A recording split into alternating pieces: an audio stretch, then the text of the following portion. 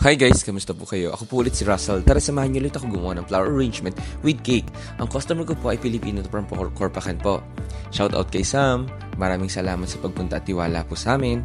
At ayun nga po, ang sabi niya, dahil nga daw po ikakasal ang kaibigan niyang Araba at naisipin niya regaluhin ito ng cake with flower. Ang sabi niya, white flower daw ang gusto niya. Pero ang budget naman po ay hindi mo po masyadong kalakihan. Kaya sabi ko, gagawan ko na lang din ng paraan para mapaganda pa rin ang ating flower arrangement. Simulan ko na po ilagay po ang karton po na ito. Itong karton po ito, ibinalutan ko rin po ito ng plastic para hindi po ito mabasa dahil gawa po ng sponge at may tubig po ito. At ayan nga po, itinusok ko na po ang mga bulaklak. Ang roses po ay binuka ko lang po para mas malaki po tignan. At ang spring roses lang po nang siningit ko po at saka limonium at saka baby's breath or gypsum po. Ito lang po yung ginamit kong kulay na pambalot, ang off-white. Ito lang po kasi nasa picture na sinadya sa akin na pinapagaya po. At ayun nga po, sabi ko sa kanya, dali niya na dito ang cake para mailagay.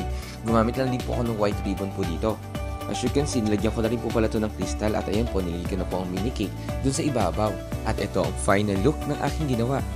Shoutout ulit kay Sam, maraming salamat sa tiwala. Huwag na huwag kayong magsasawa sa panonood at share ng aking video. Lagi kayong mag-iingat. Maraming salamat. Bye-bye!